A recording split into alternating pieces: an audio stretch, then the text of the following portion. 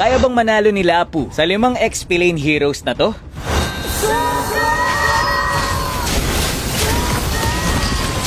Dito nyo makikita kung bakit meta si Lapu ngayon. Kasi sobrang kunat niya kapag marami siyang napastakan ng kanyang skill 2. Pwedeng i-build ng mga kalaban ko dito ang kahit anong gusto nila basta bawal ang anti-heal. At kung makikita nyo naman, kayang-kaya ito ni Lapu. At sobrang hirap din kalaban ni Lapu-Lapu ngayon. Bagamat na nerf yung kanyang skill 2 ay malakas pa rin siya. Pero teka lang, nakuha mo na ba itong emote na to? Ang solid nito kapag 5-man kayong mag-e-emote ng ganito bago sumugod. So sa mga hindi pa nakakakuha, nandito ito sa events. May mga task lang kagaya ng mag-login at makipaglaro sa mga friends. Tapos, i-click mo lang itong exchange item na ito at ayun, makukuha mo na yung bagong emote.